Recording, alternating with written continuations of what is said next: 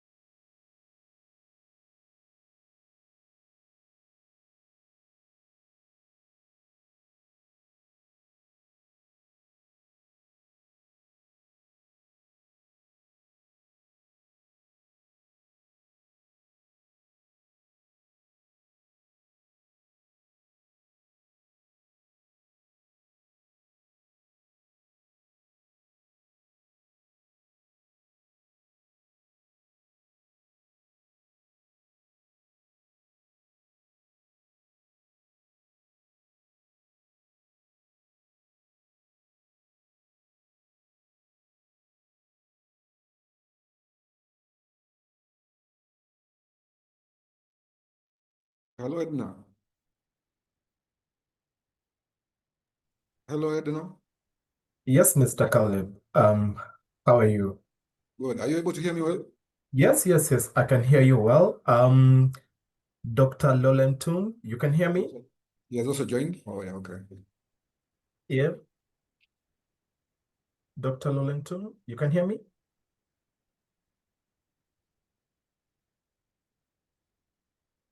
Okay.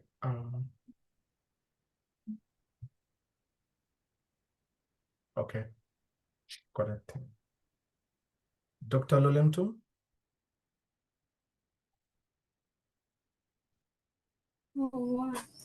Yes, I can hear you.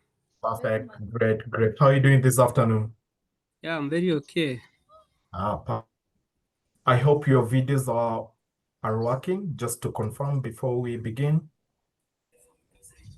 Yeah, they are working. Of course, I'm just attending in a rural place. So I've just gone to my rural home and I'm just attending from outside. So don't worry when you see some Perfect. lights crossing nearby. So you are No bear with me worries. and understand that I'm just attending from the rural. Okay. Thank Yes. you. Yeah. Yes. I think we'll start at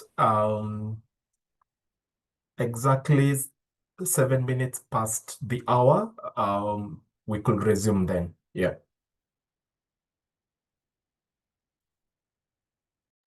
Okay, that will be fine.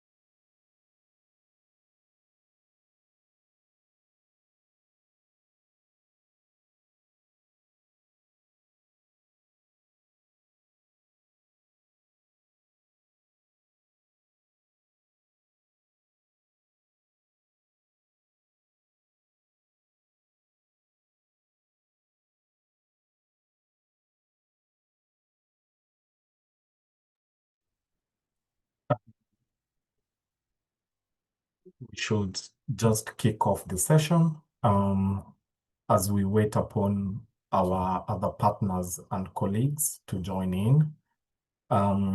Distinguished partners, colleagues, welcome to this exciting evidence brief dissemination webinar on the strategy to enhance food security and resilience in Kenya's ASAL regions. We are honored to be joined by an esteemed panel of experts who will unpack the following fundamental issues in respective sessions that we have lined up. So first of all, we are talking about contextualizing food security and resilience in ASAL regions, integrated approaches and cross-sectorial collaboration, policy implementation, monitoring and evaluation. And lastly, we are talking about capacity building and stakeholder engagement. Just a few housekeeping guidelines. Please keep your microphone on mute. We will have a Q&A session at the end of each and every panel discussion. You could as well type in your questions in the chat box. However, in the spirit of making the session more interactive, we will pick only one burning question from the audience.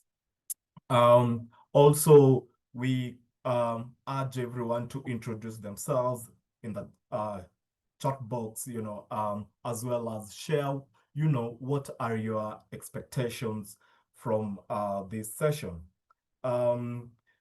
My name is Washington Kanyangi, and I will be your moderator for this session. I serve at the Africa Research and Impact Network, ARIN. ARIN is an international think tank with a network of over 200 researchers across the continent. The network have 36 focal points in various regions in Africa, and it leverages this operational framework to flexibly and innovatively contribute to Africa's research transformation policy analysis and capacity building. ARIN, under the Learning Together to Advance Evidence and Equity in Policy Making for Achieving SDGs, LEAPS in short, project, highly appreciates you, for joining this session. And this project is led by the Africa Institute for Development Policy, that is AFIDEP, in collaboration with the Africa Research and Impact Network, the African Institute for Health Policies and Health Systems in Nigeria, and Makerere University School of Gender and Women Studies, that is in Uganda. Together, the organization formed the Anglophone Hub of the LEAPS partnership. The hub supports African countries in regaining their momentum towards achieving the SDGs by championing and enabling consistent and systematic use of best available data, research, and equity analysis in policy and program decisions. As part of the training, we had a 2-week training last year for ARIN fellows with tailor-made modules on different aspects in institutionalizing evidence in Africa. One of the outputs of this training was the development of evidence briefs on a range of topics guided by experts from the above-named institutions. The evidence brief were drawing from today highlights that ensures food security in ASAL regions. So the key aspect to this is efficient water management, including water harvesting, irrigation techniques, and promoting water-saving practices alongside investing in water infrastructure. The brief also emphasizes the importance of sustainable farming and livestock practices, such as conservation agriculture, agroforestry, and drought-tolerant crops to enhance soil health, conserve water, and improve yields and livelihoods. Additionally, the brief also highlights the strengthening early warning systems and implementing social safety net programs, which are vital for supporting vulnerable populations during periods of drought and food security. Our discussion today will delve into these areas, that is focusing on integrated approaches, capacity building, stakeholder engagement, and lastly, robust monitoring and evaluation as crucial elements for effective policies. The evidence brief also explores policy priorities like integrated climate resilient policies and community-based early warning systems. With that being said, we look forward to a productive session on how we can collectively work towards a more food secure and resilient future for the ASAL regions of Africa. I would urge my colleague Edna or any other colleague just to post the evidence brief in the chat box for the other partners and colleagues just to access it and have a glimpse of what we are up to. I will get onto introducing our speakers. We have two panelists. That is Mr. Caleb Mwendwa Adamba, who has an MPhil in forestry, soil science from Moi University, Bachelor of Science in Forestry from the same university, and also holds a graduate diploma in education from Masinde Muliro University of Science and Technology.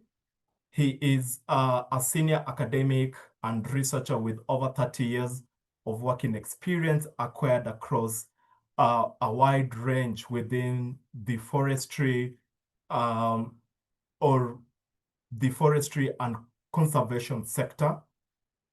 Agroforestry, we're talking about also soil science, education sector, public sector, civil society, quasi-government organizations. And lastly, just to mention that Mr. Damba is the current grants officer at Masinde Muliro University of Science and Technology, managing a wide range of grant portfolios. Coming to Dr. Joseph Lolemtum, he is a social and art scientist with over 8 years of teaching experience at Turkana and Masinde Muliro University of Science and Technology. He has diligently carried out extensive research on climate change adaptation, climate variability, pastoral livelihoods, disaster risk reduction, and of course, humanitarian programming. Coming to our first session, of the panel discussion. In this particular session, we want to unpack the aspect of contextualizing food security and resilience in arid, semi-arid lands. And my question will go both to Dr. Lolentum. Will go both to Dr. Lolentum as well as Mr. Caleb Mwendwa. And this is the question. Yeah, based on your experience, what are some of your successful context-specific interventions in the ASAL regions of Kenya? I could perhaps ask Mr. Mwendwa to kick it off, please. Yeah, thank you very much for the introduction. I believe you have asked, based on your experiences, can you just complete the question again? Yeah, of course. Based on your experience, what are some of the successful context-specific interventions in the arid, semi-arid lands of Kenya? Yeah. Okay, thank you very much. Maybe just to put myself into context about how I came into this field. I've been carrying out research in Turkana County and West Pokot for the last 5 years or so. So I've had some experiences which I've seen on the ground, and basically it's also very good. You gave a background of the evidence brief. Okay, I'd prepared a presentation, but it did seem that it was fitting here. But although I have a presentation, I would have made a presentation just to contextualize a number of things which we are talking about. First and foremost, I think success in food security in the arid lands is critically depends on the actors and players who are involved in the whole paradigm. One, what we've seen mostly is efforts from NGOs which have more or less made it more like emergency situations, where every time a food security issue is being dealt at an emergency level and not at an intervention level, like, for example, use of drought-resistant crops, which have seen a lot of successes in other parts of Kenya. Things like using water harvesting techniques, which hardly have been used as an intervention. But all in all, most of the successes also hinge around the river basin, like, for example, like Takwel, River Takwel. And basically it's because food security, you cannot we cannot divorce food security from water security. That's the reality in the dry lands. So I think up to there, that's what I can comment. Maybe I'll ask my colleague to comment a bit more. Okay, thank you, Caleb and Washington. Looking at the context of food security in ASAL regions, we look food security in two contexts, but mainly using the pastoralist lenses, because most of the mainstay and livelihoods of ASAL region is purely centered on pastoralism and livestock keeping. And when livestock are doing well, and then we can say that ASAL region is food secure. But of course, with the emerging threats of climate change and increasing disasters, the pastoralists are actually trying to diversify their livelihoods from being pure pastoralists to agro-pastoralists and eventually being mixed farmers. And that's the context that is actually emerging in ASA regions and that's what we actually advise. And in our studies recommendation, we consider that the pastoralists should move from a single livelihoods dependence to a multiple livelihoods, because you realize again that the main livelihoods is much sensitive to climate shocks and also these recurrent and natural disasters like drought. So for them to be a bit resilient and also strengthen their food system, they ought to have diversified their livelihoods from depending on single livelihoods to a multiple, so that it gives them an opportunity to build their resilience and also strengthen their food system. So it's not as how it used to be, like ASAL being 100% dependence on livestock. Of course, we understand that in ASAL region, the mainstay is the pastoralism. But again, in the context of pastoralism, we need to diversify even the impressive aspect of food, maybe a livestock breeding system, moving from one single, maybe exploring some of the livestock breeds that are adaptive to ASA regions. That's why you realize that there are a lot of camels in the ASA region, because it's noted to be more adaptive to harsh climatic conditions. We have emerging aspect of gala goats that are noted to be drought tolerance. We We have saywalls and other like Borona, other livestock breeds that are noted to be a bit adaptive to harsh climatic conditions. So for us a region to achieve a food secure system, they need to impress on the diversification of livelihoods from moving from single livelihoods. But again, challenge being the water issues, and then we also need to strengthen the water management and over rely on rain-fed agriculture to a kind of investing on water harvesting technology so that it support the food security in the other regions during the dry season. If you can strengthen the management, the water system management, especially investing on water harvesting technology, because one of the things that we also experience in ASAL region, today you experience drought, but when it rains, you also experience a flood disaster. So it's like ASAL is being bombarded from one calamity to another, but there is a high chances and high opportunity of high opportunity of investing on the water harvesting technology to strengthen the food system in as a region, so that we have more we invest more on irrigated agriculture as opposed to rain fed that is very sensitive to drought and very susceptible to drought shocks. We also consider issues on livestock insurance cover, which might to be one of the key things in Asa region, so that we also try to insure our livestock from the natural calamity, so that the pastoralists can also incur much loss, so that in the event of this natural calamity, they can still bounce back through the compensation from the insurance cover and uh,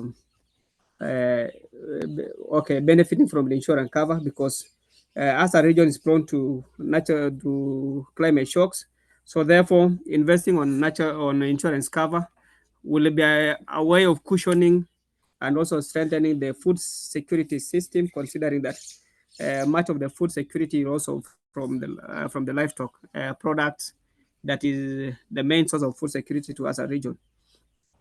But again, to also strengthen this, we also, as a region, also have peculiars and indigenous knowledge on early warning system that also inform what action to be done, so that they can also mitigate the anticipated climate shocks from their livestock, which is their main source of food security.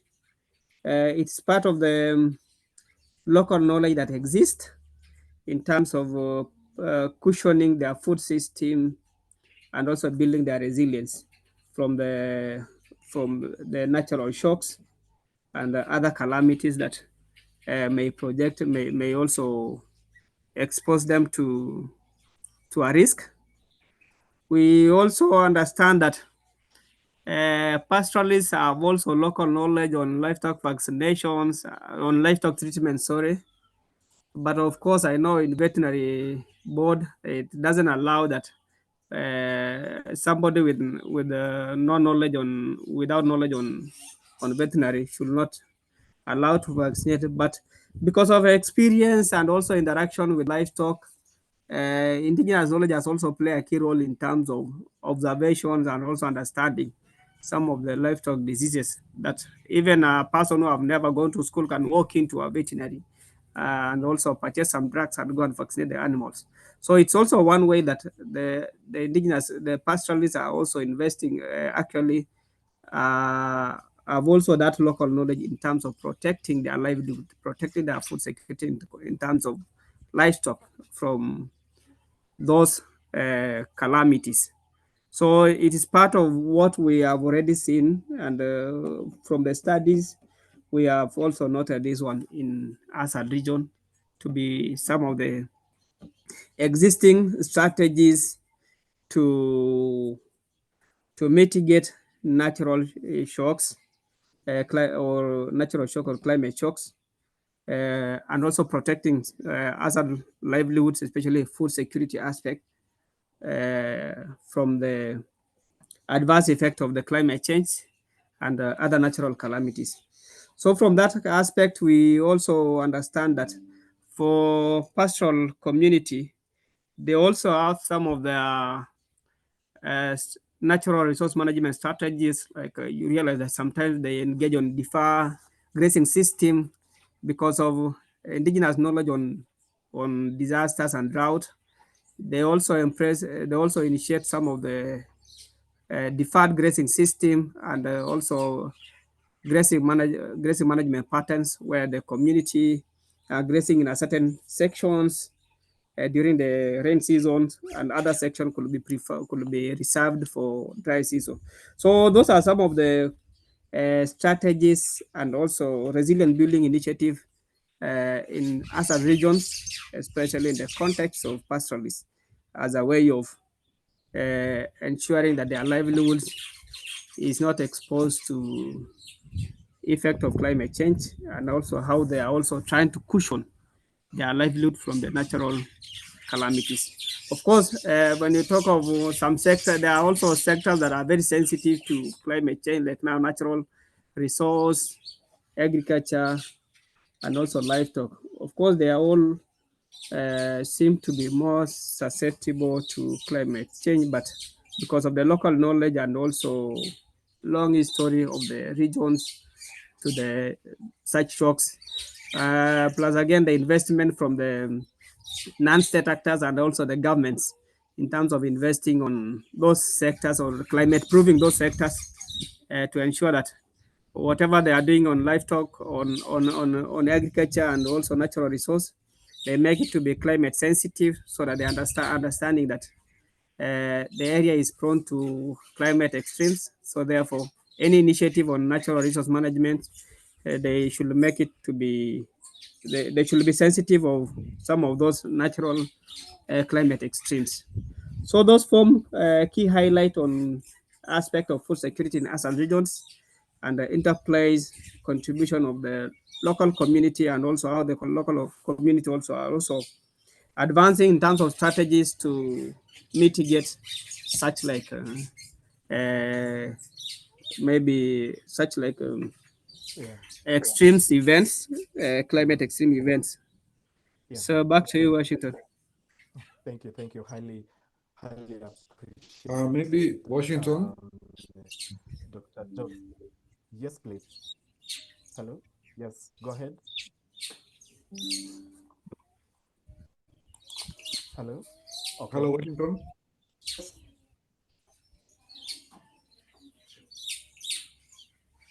Hello, Washington. Yes, go ahead. Yes, Mwanda, proceed. Are you able to hear me well? Yes, go ahead. Yeah. Thank you very much, Dr. Lolemtum, for bringing out some very critical points there. One of the aspects I think of success is something I've witnessed and documented, and it's a combination of capacity building and the indigenous knowledge of the local people. Lolemtum has just talked about a very interesting aspect of moving away from pastoralism to agro-pastoralism. Indeed, it is possible. And through capacity building, I encountered quite a number of farmers in some areas of Turkana Central and Turkana North, where now they are being able to practice agro-pastoralism. They have their animals and everything, but they will still be able to mark out a space over the area and be able to plant actually maize and sorghum. That was, to me, that was very interesting. But now the most interesting part was they used the indigenous knowledge to actually time the window for that short rain. Okay, when that short rain, which probably just rains for about even 2, 3, 4 days, when it's not actually floods. And that window is sufficient enough for them to have known that we should have put our seed on the ground in advance. And that rain is able to sustain the sorghum, especially like sorghum crop, which is quite a hardy crop in those areas. So capacity building on one side, very good, but on the other side also is listen to the people and their knowledge. How do you combine that knowledge now? And indeed, when we talk about early warning system, and which Lolemtum has also alluded to, early warning system should not just be looked at from the perspective of it's a danger coming.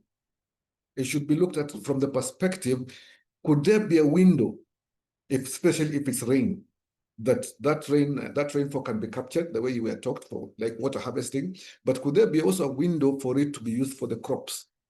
Okay, the drought-resistant crops I've talked about. And there are quite a number of drought-resistant crops which have been tested by scientists from Kenya Agricultural Livestock Research Organization. Quite a number of crops varieties are there. But now the critical issue is, how do we catch this window?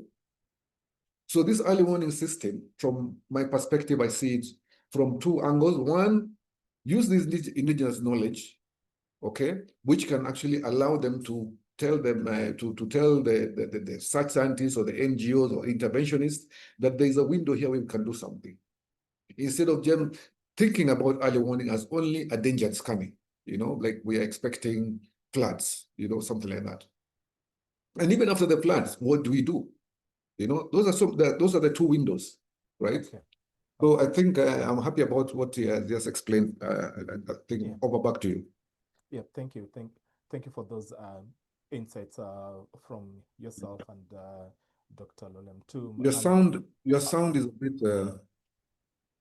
You can hear me now? Yes, I can. Yes, I can. Yes. Okay, great. Thank you for those useful insights, and they actually point to the fact that adaptation is a complex, evolutionary process whereby all stakeholders should be engaged in the processes. We are talking about conceptualization of these adaptation interventions, implementing them, and also the aspect of what happens when the program ends. So thank you. Going to the next segment, and I'm coming to Lolentum and Caleb on the first question. The thematic topic of this session is integrated approaches and cross-sectorial collaboration. So the question is, what are the key sectors, that need to be integrated to enhance food security and resilience in these regions? On to you, Dr. Lolem Tum. Take at least 3 minutes to delve into the matter. Then we come to Caleb as well. 3 minutes. Please go ahead. Okay, thank you, Washington. When you talk of key sectors that we call that, it's actually called, or some of the integrated approaches and some of those sectors that we need to integrate. So key in the pipe, or key under those is agriculture, which is which is a key sector that needed to be integrated. And when you talk of agriculture, we are talking of the crop farming, we are talking of aspect of livestock keeping that embody on how to make those sectors to be climate sensitive. And when you talk of livestock, under the livestock, we have already highlighted something on livestock diversifications, livestock breed diversifications. We also look at the crop diversification, identify some of those seeds that are adaptive to harsh climatic conditions, like those drought-resistant crops, early maturing crops. There are those crops that can take a shortest time to mature, and it can utilize the late rain in the ASAL region for it to mature, and then also addresses the food security. Another one also is natural resource, which is also one of the sensitive sector in other regions, but it is also one of the dependent sector in terms of livelihoods. So it also requires that we need to protect the natural resource and ensure that we invest on conservations and also natural resource, maybe natural resource management in the context of resource forests, forest pasture management, to also support the pastoralism and also act as a carbon sink. We also understand that what we are struggling currently in the context of climate change is also how to promote how we can also manage natural resource for it to support in carbon sink and reduce the effect of climate change in as a region, as also contribution to national contribution determinants. Another sector is water, which is also key. You understand that water is our main problem in ASAL region. So water sector need to be also climate proof to ensure that we invest more on water harvesting structures to also guarantee water throughout the season in ASAL regions. So investment on water in ASAL region need to be more on water investments, water harvesting technology to also guarantee water. Another sector which is key also is technology. You realize that we are now working on we are impressing on weather forecast and the dissemination of weather forecast. So one of the aspects that could also be utilized is also technology, where community also can access the weather forecast for 3 months that can also inform decision making. This is also done to the lowest level of even an individual accessing weather forecast through their phones, through their emails. So we can also utilize technology to benefit the local populations in terms of preparedness and also prepositioning for utilization of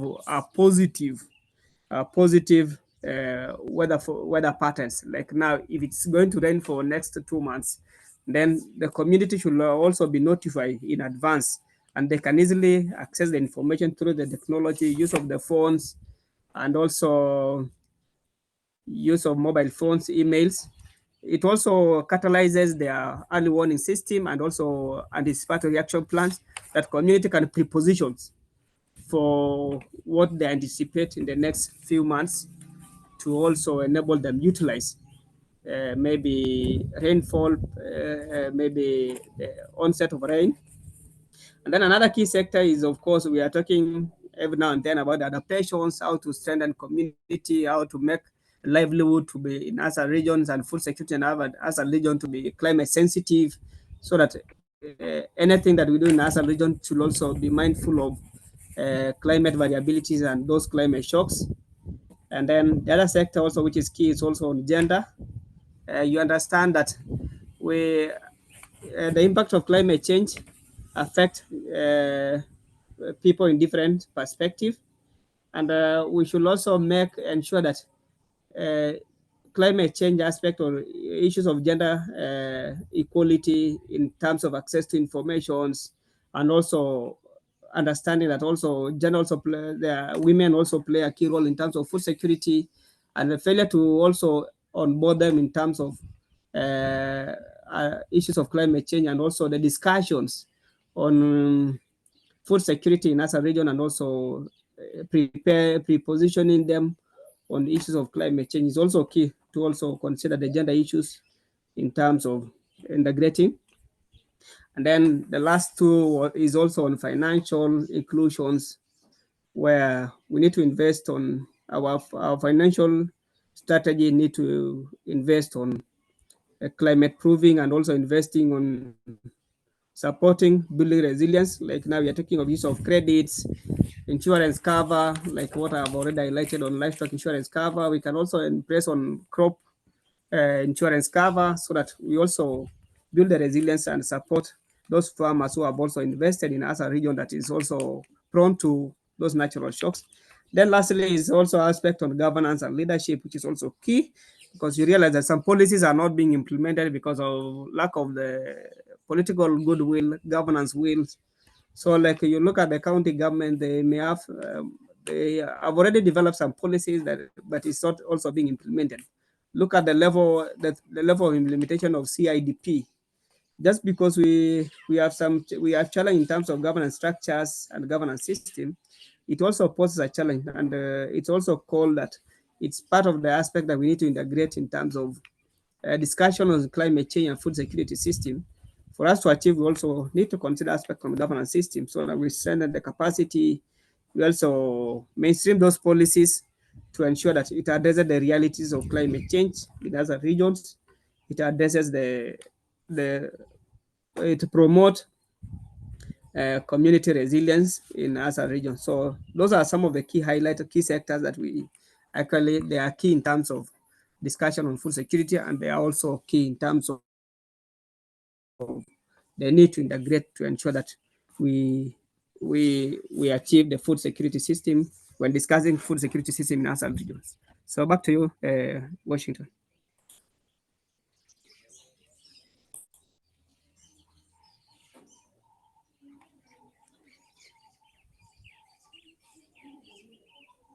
Washington, you're muted. Caleb, if you could pick it up.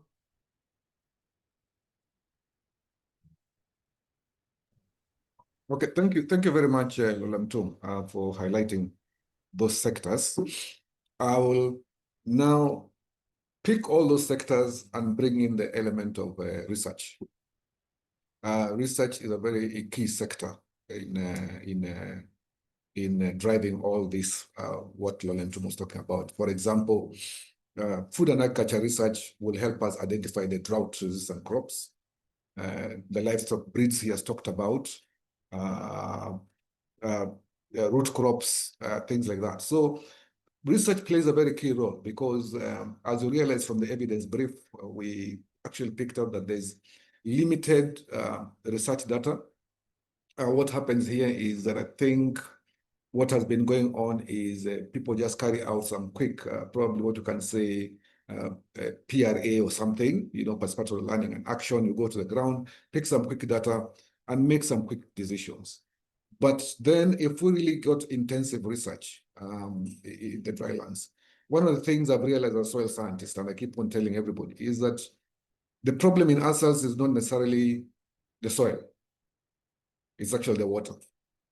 So why don't we have more research on water, studying the water aquifers, seasonal rivers, and these water harvesting techniques, the way Lolamtum has talked about, to deal with this water scarcity aspect, and then use the same water now to deal with the aspect of food security. So I look at research as an important sector that maybe is kind of downplayed or something like that. And then, of course, the research has the benefit of exactly what this program is providing, evidence-based, what evidence do we have to support the decision that we make, right? If we're talking of, let's say, climate change research, then we should get evidence on the strategies that can combat desertification, strategies that can restore degraded ecosystems, and even studies that how do we understand how to build community resilience against climate shocks. Because one of the things we found out from our research also, and our evidence brief analysis, is that we have never sat down strongly to seriously understand the framing of resilience. What is the understanding of resilience as far as those people in the ASAL is concerned? What we have is a lot of literature that is from what we think, but we've never really sat down with the communities and just try to figure out, what is the thinking when they talk of resilience? What is this thing meaning to adapt? And that's where a lot of research can now bring out that information and bring it to the policy table.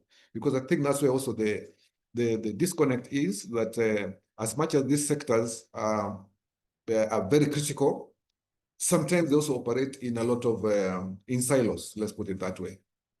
If it's water, they will do their own thing. If it's agriculture, they'll do their own thing. And even within agriculture, livestock will do their own thing. The crops people will do their own thing. So we need to put that all into the whole paradigm of livelihood improvement, which of course then touches on resilience and adaptation. So I think, in a nutshell, what I'm saying, all the aspects which Lolamtum has talked about can be brought now on a research table, on a critical research table, just like what we did for the evidence brief, trying to find out what has been done elsewhere and what has been proposed, what works, what is not working. And then from there now, research can inform policy with actual evidence. This is my contribution. Yeah. Thank you, Washington. Yeah, thank you. Thank you to both of you. And there's a critical point that I'm picking, from this, from your insights, and that is promoting integrated nexus-based approaches in addressing climate risks in ASAL regions should be adopted and scaled, and this calls for, prioritizing interventions that integrate multiple sectors. We are talking about water, energy, food security, and ecosystems. We should leverage their core benefits to maximize their impact across the ASAL regions. And of course, the aspect of effective and strategic research plays a central role in all of these, particularly in generating evidence and credible data. So coming back to Dr. Lolemtum, briefly in 3 minutes, we're running out of time. Please unpack the aspect of how the brief acknowledges the role of climate change in exacerbating food insecurity. How can policies effectively integrate climate resilience strategies across sectors that you have mentioned before, and what role can research and academia play in facilitating this integration? Dr. Lelentum, please come. Yeah. Okay, thank you, Washington. Uh, the reason why you realize that as a region suffer most in terms of food security because climate change catalyze food insecurity in as a region because some of the key sources of food security in as a region are always sensitive to those natural shocks.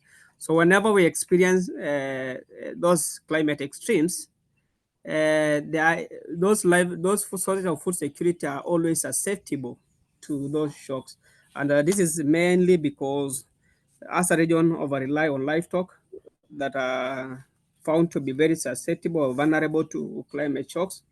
They are now emerging to depend to also embrace agricultural farming, but still the kind of farming they also embrace is a bit susceptible considering the erratic rainfall patterns in the regions, also the high temperature or harsh climatic conditions, also considering some of the degraded environments in the Asa regions because of frequency of droughts and other natural calamities like floods. You realize that Asa regions uh, transform from move from one disaster to another. Like now you experience drought after drought, you fall back to floods and maybe is there a flood lake. So because of degraded environments, it also increases their vulnerability to climate extremes. Of course, some of the climate extreme in other regions predominantly is drought, but we have also some other regions that experience a serious floods when it is a rain seasons. Others also experience the emerging livestock diseases that is also a threat and is associated with the climate related because some of the parasite and vectors, there are those vectors that thrive well in dry seasons and it poses serious livestock related diseases. There are also those parasites and vectors that transmit diseases that also thrive well during the wet season and it still poses a threat to livestock and food security system in ASA regions. Again, we have now emerging aspect of pesticide and fall armyworm that also pose a secondary threat to some of the ASAL crop farmers or those that are already embracing crop farming. So with the emerging of fall armyworm pest, it also become a multiplier effect in terms of contributing to food insecurity. We also have aspect of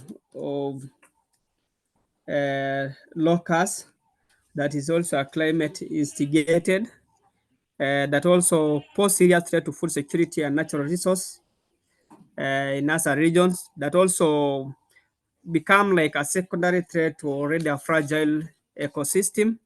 So whenever we have such like, it also provide another, give another, pose another secondary threat to already a fragile ecosystem.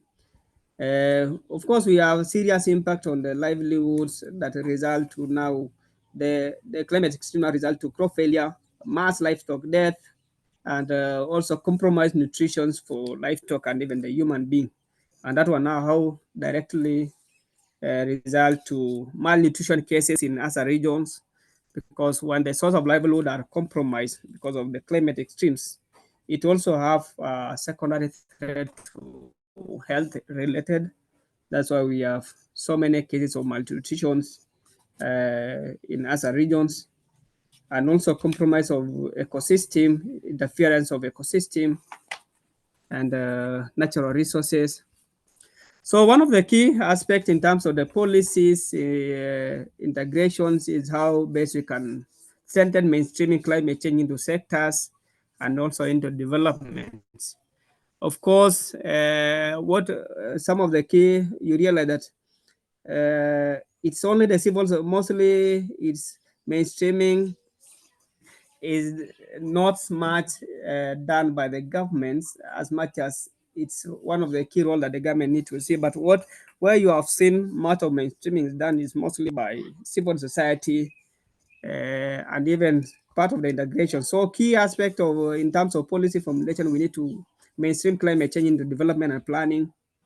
We also need to strengthen governance and collaboration to ensure that we co-fund climate resilient activity so that to have much impact to the community.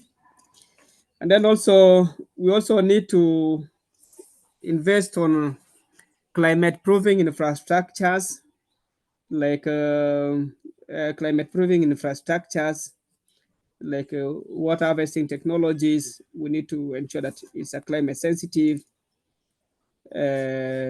designing in a way that it is a climate sensitive and disaster sensitive. That's why we are running from hand. We are proposing that in other region we need to solarize, to embrace solar, so that it reduces it's a bit of climate sensitive in other region, instead of uh, maybe designing a water pump that community are pumping, because it's prone to damages, and it can also uh, be prone to damages, especially during a dry season when water tables goes down. So we need to make it, we need to design our infrastructure that is resilience, especially solarizing the water pumps, or making it so that it's become easy. Then also we have this system of climate, promoting climate smart agriculture, an agriculture that is sensitive to climate change. We had already talked about drought resistant crops, early maturing, conservation agriculture, and also environment. So those such like practices, we need also to align with our policies to ensure that it recognizes the climatic condition of other regions, and also how to reduce the climate shocks on the aspect of food security. And then also the aspect of technology, like I said, uh, you realize that it's only at the upper level, that maybe at the government level, or in the in the sectoral level, that we access early warning information like weather forecast.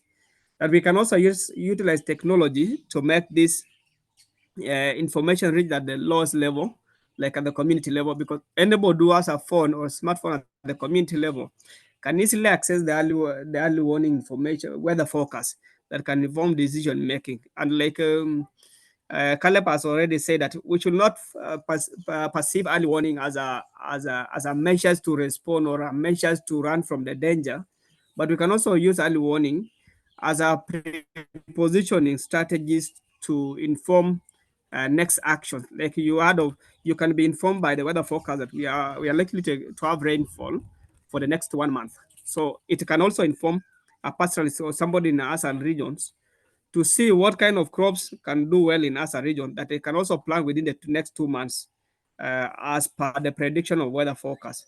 So we can also utilize the early warnings, not only to as a strategy to be proactive or prepare for response, but also to prepare to utilize the only anticipated rains for food productions.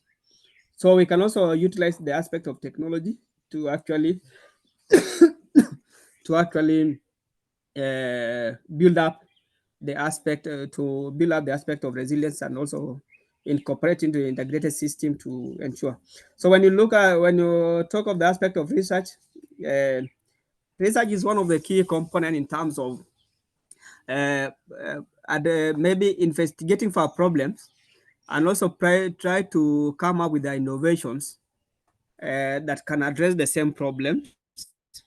So that's why we consider research as a key, because it tries to actually provide a solution to a problem after analyzing the problems.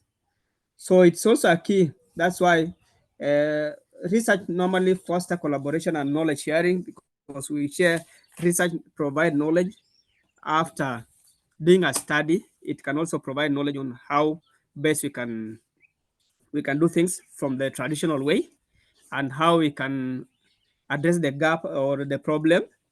It's only the through research that we can also address that.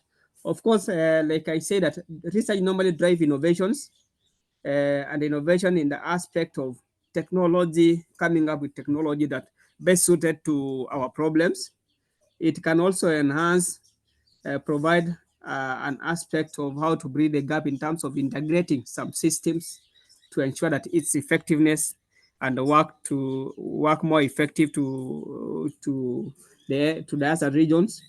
So, like you said, that research drive innovations. We have also other things on interdisciplinarity approaches. When you are doing a research like on climate change, it calls for interdisciplinarity. Like we have people from different backgrounds coming up to build up a solution to a problem of climate change.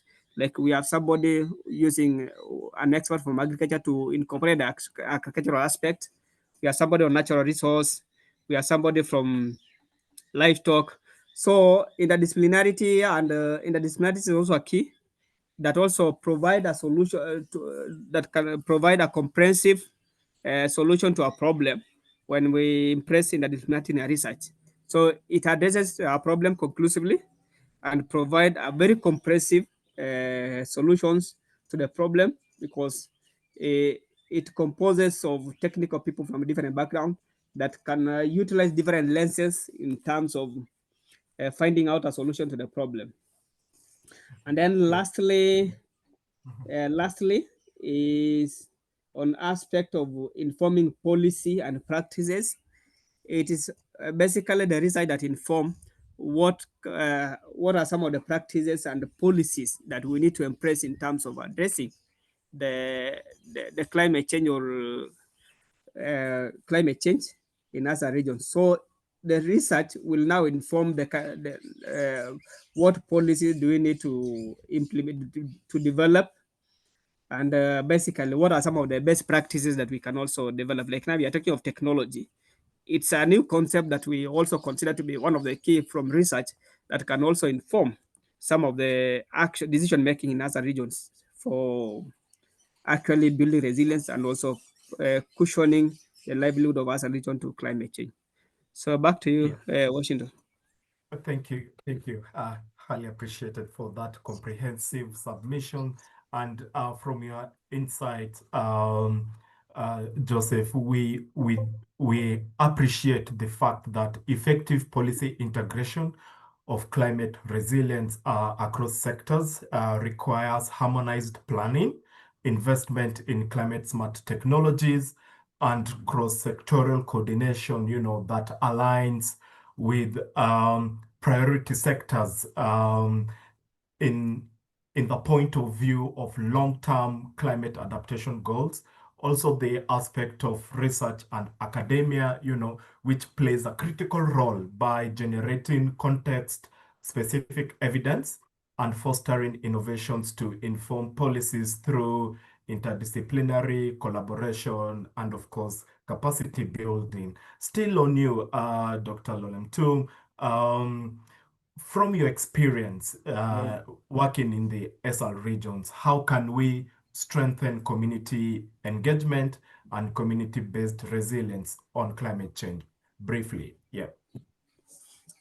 One of the key things is participatory nature of engagement in other regions. We should not work in other region like civil society, governments working as a lone rangers in the other regions. We should also incorporate the indigenous knowledge and indigenous, and also the experiences of ASAL populations in terms of climate change and food security, because we have currently what we are calling it community-led response, that is also tapping into the experiences and knowledge of ASAL community in terms of interaction with those natural climate extremes. So integrating some of those indigenous knowledge into our practices make it to be more effective in addressing some of those specific challenges in other regions that is attributed to climate change. So we need to make our engagement to be participatory in nature to ensure that we also incorporate some of those local population voices, and also some of their indigenous knowledge in terms of climate change adaptations, and also design incorporate. And now with the research base that also provides some key evidence and also innovations, we can also incorporate that. So, but one of the key things is that community also have a knowledge that we should not make them to be like now as spectators in terms of climate change implementations, but we also make them to be part of the solution to their problem. And we sometimes consider what we call the local problem, local solutions. There are some specific solutions that can work within the ASAL context. It's much also being held by the local populations. Like if you tell me that you are presenting early warning information through the weather forecast, through the meteorology, it cannot be well considered by the indigenous populations. So unless you make it integrated by also considering some of those indigenous knowledge on early warning, is when you can your early warning information can work, you can be more effective, because those the target respondents value much the indigenous early warning. So unless you make it integrated, is when you can achieve an effective response to or consideration of early warning information. So it's also key. What we need to consider that in the climate change space and disaster risk management space, community also play a key role, and that's why we consider in Sendai framework we have this thematic aspect of understanding disaster or making it understood by the local population. Let the local population also identify some of the vulnerability, identify the climate extreme that pose a serious threat to them. Then from there, they can also now design some of the mitigation measures. So unless also we the aspect of incorporating local population voices into in, into climate change adaptation aspect is also key. And that's why sometimes we also discourage the aspect of the governments, especially during the public participation, whereby community can give some of the very valid priorities. But sometimes because of how government works, sometimes they are just brought to the public participation to just tick the box. But if we can consider some of their value, some of their priorities, it could address some of their challenges. But only that we want to imagine from where we see that this is what work for ASAL without also incorporating the voice of local populations. So I think that's what I can highlight on that. Yeah, thank you. And it is critical to acknowledge that strengthening community-based resilience in ASAL regions requires participatory engagement, as rightly put by you, that values indigenous knowledge, including, traditional early warning systems and lived experiences in climate adaptation. The aspect of community empowerment is also critical in the sense that it is going to accelerate or enhance ownership and, of course, effectiveness in mitigating climate risk. Allow me to stop there and just turn to our esteemed audience. Is there any burning question up to this point? We could only take one question for our panelists. Any burning question before we proceed to the third segment of this webinar, please? If none, we could swiftly proceed. Yeah. Yeah, thank you for the interesting discussion so far. I'm really learning a lot. I'd like to ask Mr. Laurentum, during his engagements with communities, one of the observations we've frequently made is that it has been challenging to interpret the scientific lingo that we're used to as researchers for the local communities. So whether it's in climate information services or early warning systems, how has he, or how, from his experience, how has that been circumvented so that the local community does not face that barrier from our heavy scientific jargon that we are used to? Thank you. Thank you, Sally. It's one of the problems that we are facing as scientists, especially the concept of climate change. It is still a new concept, and it keeps on. It's like a new concept in the community, and even as a researcher, we keep on making. It's just like we keep on trying to find out what key, like what Caleb said about adaptations. We actually keep on coming up with innovation on how best we can understand the concept of adaptations. And what are when you talk of adaptations, it's a context specific in the regions. Adaptation that we consider in ASAL region is not the same adaptation that we consider in other regions. So for us to at least break the barrier or make reduce the barrier, of course it's still there, but we consider onboarding some of those community experts, especially in the context of early warning, and also when engaging a community. We also have community specific, those have knowledge specific on various components, like now the aspect of early warning. When you get into the community, we have specific aspects in the community that have knowledge on early warnings. So as an entry point in the aspect of early warning to disasters or climate change, they form part of the research team by also integrating them so that we get their onset. And when we engage community, they become receptive to our concept or our engagements when they consider one of their own is also integrated in the research team. So the whole thing is making it to be participatory, and when we make engagement to be a participatory, you also make community to be part of your research. So innovation that you come up from, but you try to come up from the research, any innovation or evidence that you come up from, that you generate from your research, community also become part of the research team, and whatever you recommend, it's also part of consider community will also consider to be they have been part of the team. So you make your engagement to be participatory. So any findings, any innovations, any recommendations, community will consider they are part of they have been part of the research team. So whatever they have found out from the research, it's part of what they have already found out as a research team. So that's why we say that we need to consider community to be part of when you make a research and engagement to be participatory.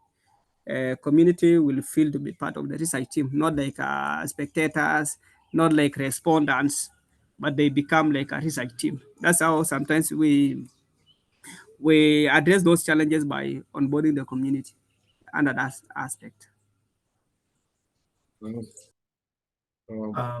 Caleb, you want to chime in, please? Yes, I think I wanted to add something there. Yeah. And I'm adding it from the perspective of the previous question. In all the counties now, one of the things we have is most of them, at least the ones I know, at least majority, about 25 or 30 or so in Kenya so far, have what we call the climate change bill. And within the climate change bill, one of the aspects which is there is the formation of climate change units, county climate change units. But now, even better, to answer the question of the questionnaire was just asked, is that they should have also county climate change ward committees. Now, at the formation of that level, of course, we have no control as researchers. But we believe that if we go to the ground and try to engage with those county climate change ward committees, because their constitution is very clear that they must have quite a number of community members involved there. So I think that is bringing now community participation, but now at an official level, where now even them, when they're contributing, they know their voice is official and not just us researchers or a government official has come to just talk to them.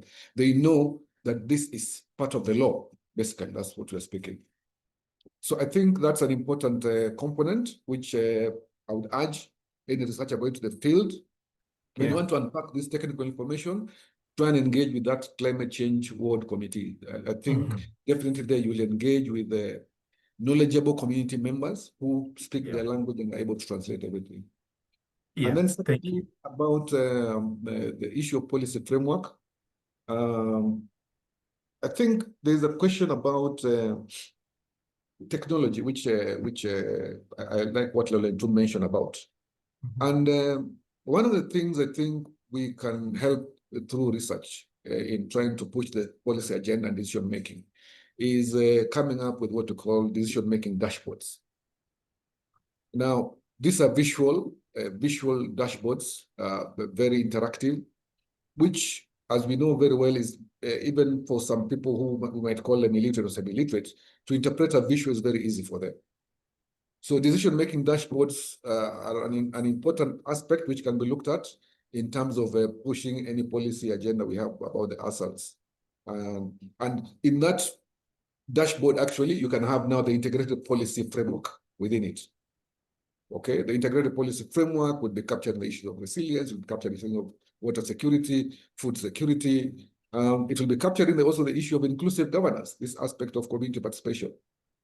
And then, of course, then the element of the data and innovation from the research component. I think that's what I can add for now.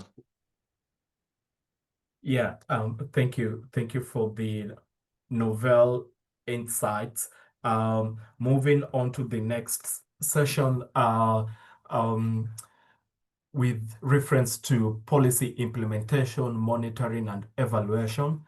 Allow me to come to you, Caleb, with this question. How can we ensure that policies and interventions in ASAL regions are monitored and evaluated effectively to inform evidence-based decision-making? You have already talked about the decision-making dashboards that could be leveraged for inclusive governance, to inform policy decisions, and also the aspect of integrated policy framework could come in.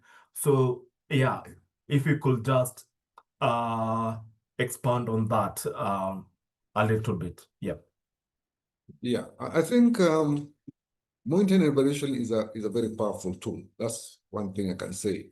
And of course, now I think we'd want even to talk more about monitoring, evaluation, and learning, because what do we learn from this? And I think when it comes to the policy component now, it's a question of developing indicators which you can be able to measure and see whichever programs on the ground which are trying to deal with climate change or resilience or food security and water security.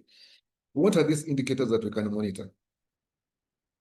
So that by the time we do the final evaluation, let's say it's a program running or a project running, whether it's a government project, an NGO project, a private sector project, by the way, because all of them are in one, or a community-driven project, right? If we can develop the right indicators at different levels, then we do a clear evaluation from time to time, probably in every 1 year, every 2 years or something. I believe with that kind of a system in place, with the right indicators, we can be able to, at some point in time, be able to pick out and say, this is working, this policy is not working. Okay. Like, for example, we can go to a program which is talking about, let's say, integrated pest management in the drylands, for example, which probably they're using different methods and tactics and aims to achieve one goal of managing pests. We'll draw indicators from the different activities or interventions which are trying to aim at that integrated pest management. Then after some time, we'll be able to say, Are we able to inform policy that this particular way of doing things can work or not? But then monitoring and evaluation comes with a cost. Now the question will be who bears that cost? That's the question. But my strong belief is that anything about monitoring and evaluation which concerns the ASAL regions or even the whole of Kenya for that matter, the cost should be borne by the government. And if not the government, then the county governments. So the question is here, are the county governments ready to embrace those kind of systems? And I think it's possible through the CIDPs, the County Integrated Development Programs, which they're always being developed every 5 years. So if we have a way in which the CIDPs can have an inbuilt system where they're talking about, we have funding for M&E, that will be very, very effective. So that we run away from the issue of saying that we don't have the funds to implement that. So it's a question of how do we make M&E and L aware to these people that is a critical element which can help in driving decision making. Okay, sometimes some people might think monitoring evaluation is just theoretical. Yeah, but the truth of the matter is the data that is collected from there, the indicators that are collected from there, can be very, very powerful for decision making. So I look at the CIDPs in the county development plans of all the counties, and of course at the county level budgeting committee. Because there's one level, there's the budgeting committee, and then there's the CIDP, right? So if I think such aspects can be handled at that level, then I believe the policies can be effectively monitored and evaluated. Because you can imagine if I came in with a program and we have an M&E at the county level, you are an NGO, you are a research organization, you're implementing ABCD, but we have an M&E. At some point in time, we'll be able to tell you, oh, no, I think this is not working. Okay? Because at the end of the day, the final people and beneficiaries is the county government, which are supposed to be they're the ones who actually are backstopping for the communities where they belong. So I look at it from that perspective, that we look at the lens of CIDPs, how to integrate that and into the budgeting system at county level. Thank you.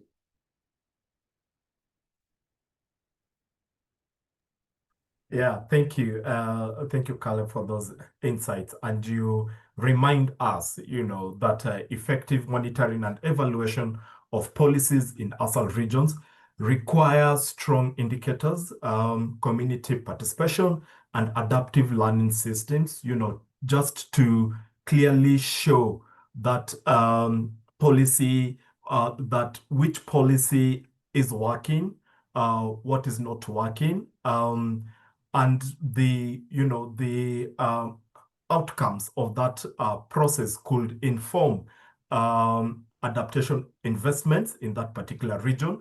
Also, the aspect of embedding accountability and continuous feedback loops is very critical to ensure that interventions remain evidence-based and aligned with evolving climate development needs. Allow me to come to Dr. Lolentum, and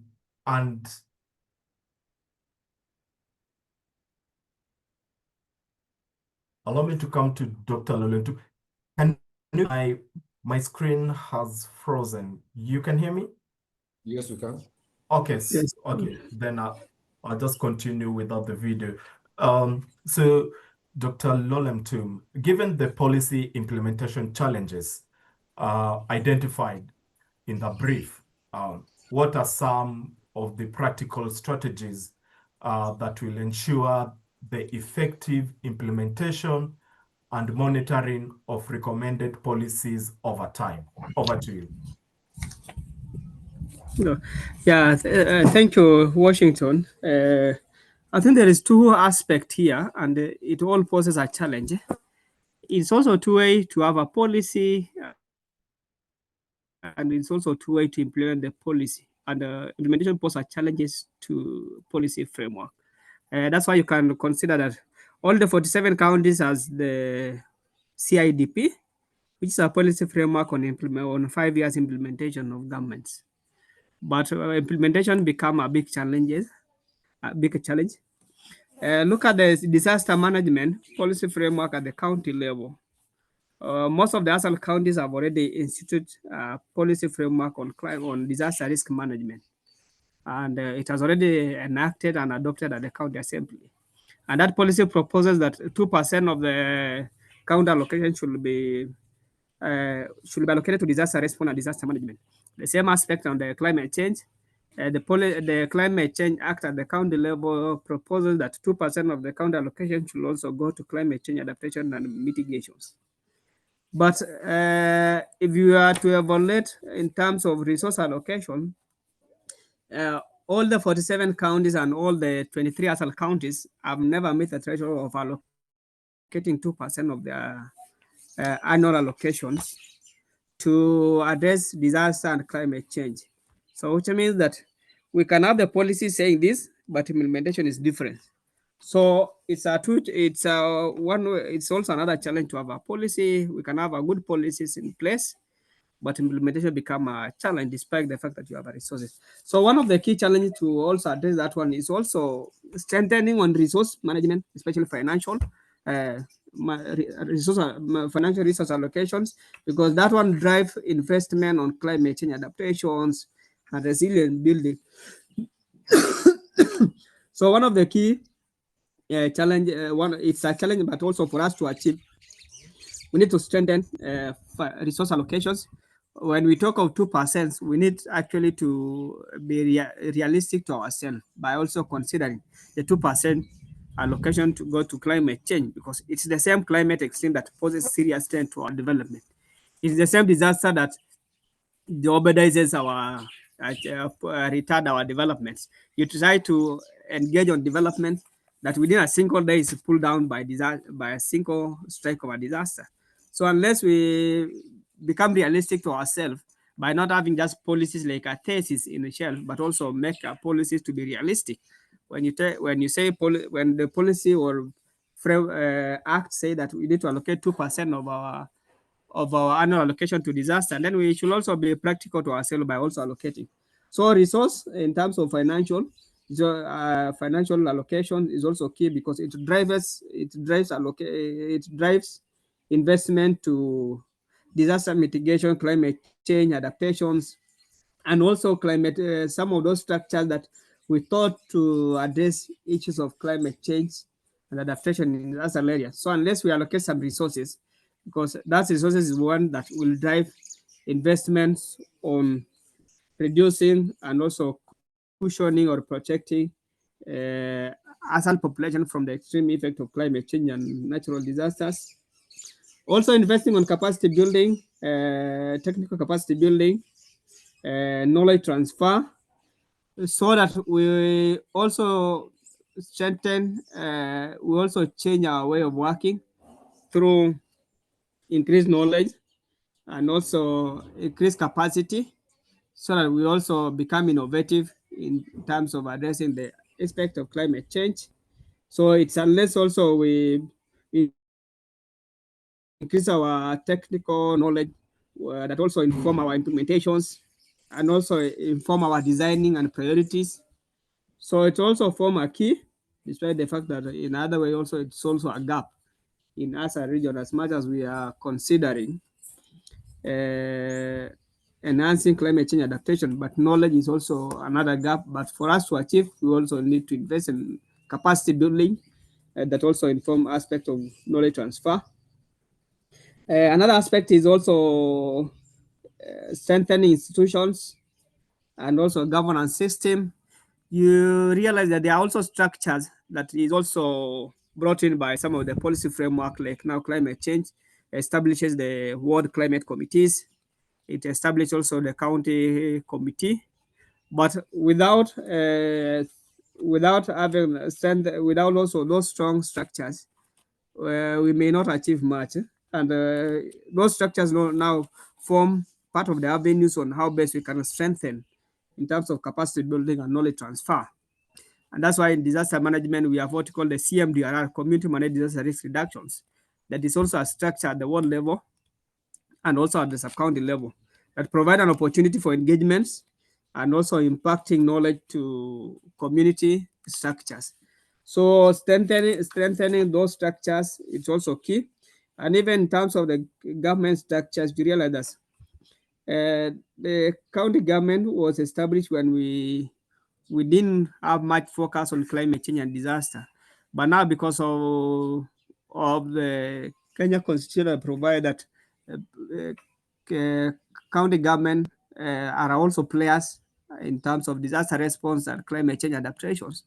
So we require also to strengthen the capacity of those technical staff in the county governments and for them to also become innovative and dynamic in terms of climate change and disaster risk management so that they can also prioritize and also have some innovations that also is anchored on their implementation framework for either annual developments or can also be anchored on CIDP for implementations. We also have an aspect of integrated developments that priority that we should also, in terms of our policy implementations, of course, it's also part of the challenge that we are also seeing in, in terms of climate change and disaster risk management, where disaster is considered, where climate change is considered at the aspect of disaster or climate directorate. But for us, we consider climate change to be intersectoral, and that's why we call for integrated in terms of development, so that every sector be to be climate change sensitive, and also mainstreaming the climate change into annual development or in each sector. So when you talk of agriculture, the agriculture should also be climate change sensitive and disaster sensitive in terms of the implementation, so that some of their policy framework and policy implementation of those policies should also mainstream the aspect of climate change and disaster, so that it also make the agriculture, water sector, environment to be climate change sensitive, and also uses the resilient lens in terms of climate change. So that's also key. Of course, monitoring and evaluation, as already said by Mwendo, it's also key because this is what will now inform us whether are we achieving what we intend to achieve or to what extent are we. And this is what we are also missing target, especially midterm MTP for CIDP.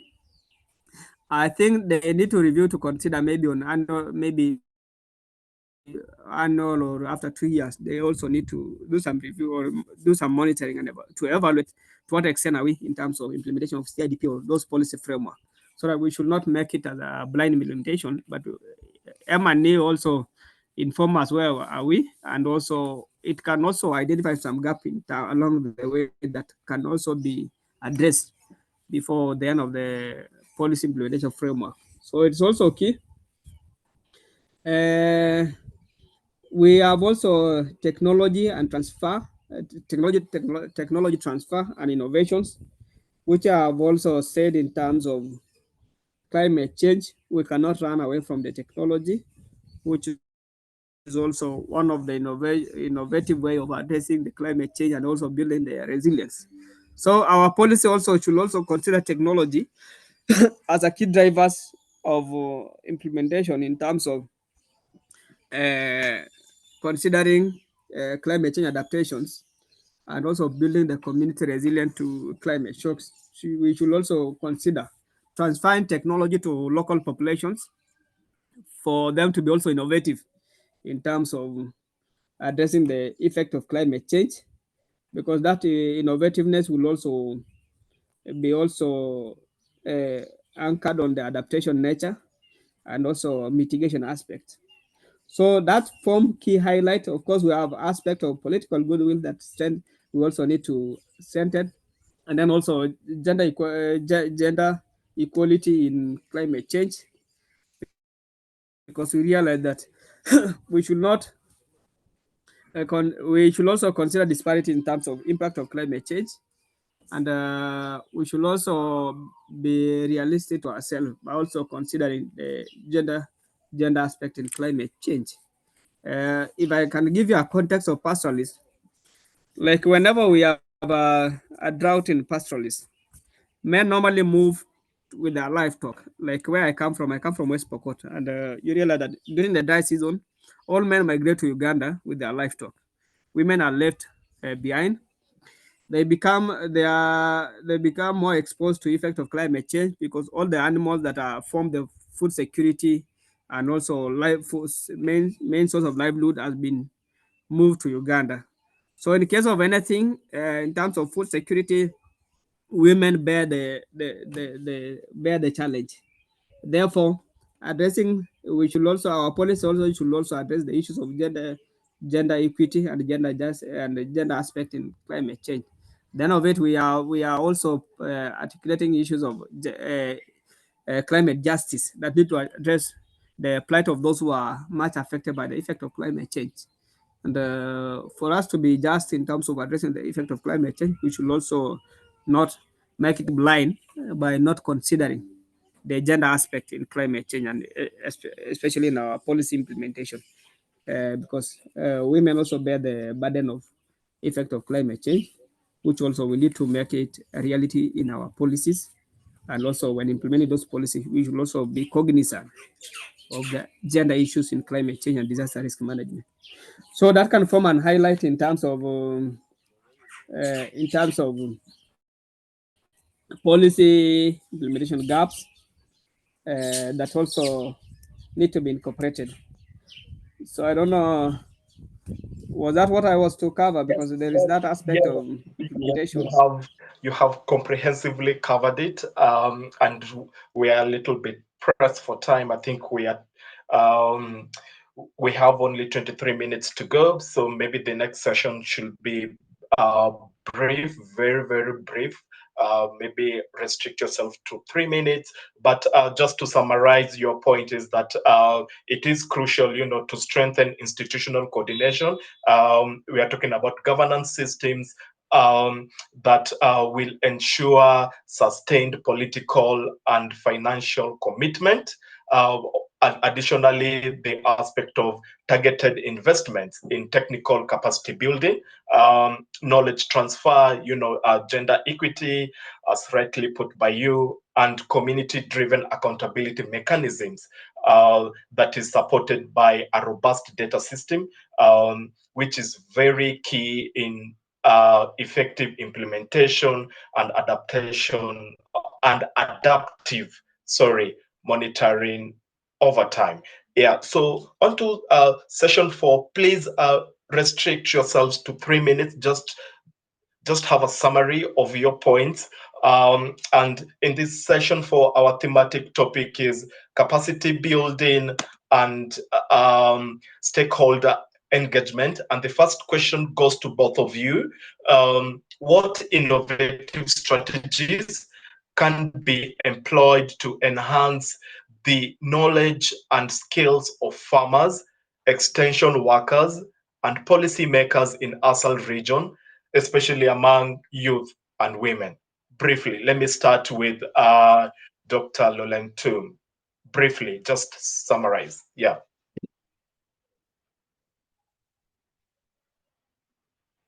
Put into Dr. Lolentum. summary, Okay, yeah. one of the yes, yeah, one of the key things is innovative strategies, which the key stakeholders that are also the key stakeholders in this aspect should embrace the digital platform and tools in terms of strengthening, enhancing innovations. I've already stated this one on the aspect of we have issues of weather forecast, market access, where some farm inputs in ASAL regions, because one of the things that we are noted in ASAL region, when you when you engage them on the need to embrace the drought tolerant crops like green grams and cassava, they also consider market issues for those crops, like a market for sorghum, market for millets, market for cassava and green grams. So we can also utilize the digital platform on market access to also provide a digital market for their product And also financial services, accessing financial services from the digital platform is also key, that they can also be advanced by those duty bearers on that line, or those the stakeholders. We have also the issues of pastoral field school and farmers field schools, which is also key in terms of engaging the ASAL populations. Like it's a school where the ASAL population can acquire knowledge, especially the pastoralists. We can now strengthen those key stakeholders, farmers, that can also be on board on farmers field school, farmers field schools, and pastoralist field schools. It's also key aspect where the knowledge can be transferred on those structures. We can also strengthen the linkages and network, so that we can also link up with other stakeholders that can also support or can be onboarded on the some of the key aspects like agriculture trainings, capacity buildings. Can also link with the farmers groups for transferring some of the technology or skills, or they can also provide mentorship to farmers. So we can also strengthen the linkages, or they can also impress aspect on the linkages. We can also address issues of gender specific barriers in ASA regions. You understand, ASA region is a more patriarchal, strong in a patriarchal system. So we also need to be innovative in terms of breaking those cultural barriers, and also those gender sensitivity in other regions. So those who are in line should also acquaint themselves to those challenges, like now gender barriers, and also those norms and cultural aspect in other regions. So they should also consider that.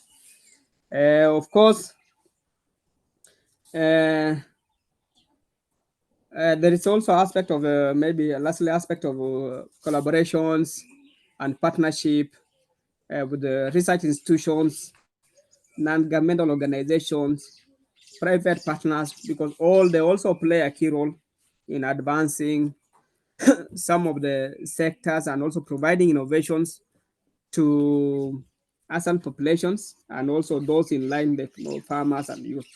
But again, engaging youth on agro-business but venture, which is also emerging aspect in ASA regions, because we should not consider food security at the consumption level, but we also need to make it as agro-business, so that it also provide an opportunity for income apart from considering for food security system. And that's why we all normally engage pastoralists, that they should not rear animal for prestige and wealth, but they should also make it as agro business, to be a business oriented, so that they look at the livestock breed that are fetch more money and mature, can mature, maybe take a few years, it matures and is ready for market. So such like aspect need also to be considered, especially now among the youth that are considered to be a big population in our region and another region in Kenya. Those are the population that we also need to create some sense of understanding on resilient building, especially having more investment on agriculture and livestock with the mind of agro-business aspect, so that they can also drive the income generating aspect from the food security, and also not considering food security for household consumption, but they also consider the aspect of agro-business and income generating. So I think that's a key highlight I can highlight on that. Yeah, thank you. Thank you. Over to you, Mr. Caleb, please. Come. Yeah, thank you. And thank you very much, Dr. Lolem Tum. He has highlighted quite a number of important aspects. Yes, indeed, capacity building is a critical element in all these aspects of trying to deal with climate change. So maybe for avoidance of repetition, maybe I'll mention something to do with the training of trainer models, where we actually go down, or an NGO goes down, or the government goes down and trains people, those local people who will be the trainers. I think such a model, if it's adopted, would be, I think, a very good model. This model has worked in many areas, in very many sectors, where once you training of trainers, then you let them now run the program themselves. I think that's an important aspect. Then I think also in the ASALs, there's critical about social protection, okay? And this can be done through what we call community-based targeting, so that if there are any programs running on the ground, we can target the most vulnerable of the population. And the way he has just mentioned again, during the drought season, the men move with the cattle to Uganda, the women are left there, then you must have a program which you can target that. Because that's a very good insight. That's a very important insight for many people might not have realized that that happens, okay? Then on the aspect of technology, I look at it also from the aspect of if we can provide the youth, which is a very big population, with seed funds, and they're able to be engaged on mobile platforms, such that even these complex issues of meteorological information, weather forecast, and all that, as youth, we believe they're quick at absorbing some of this information and can be able to inculcate it very fast through their mobile platforms and have a way even to disseminate them through those kind of platforms. I think that would be a very important targeted area. Then we have the aspect of participatory planning and budgeting. We heard about it, yes, but I think what normally happens, like I can even use an example of what I just saw the other day in the county I'm based in, Kakamega. They're doing a budgeting process. You call a meeting for half a day and you call that public participation. Honestly, that's not correct. We don't think you can present a whole budget for a whole county in an afternoon and quickly and you're closed. And basically you've already decided what you're going to do. That's another thing. And then maybe at a broader scale, consultative forums or annual ASAL conferences. I think we've had them here and there. I think we've always had once in a while we hear there's a conference targeting the ASALs.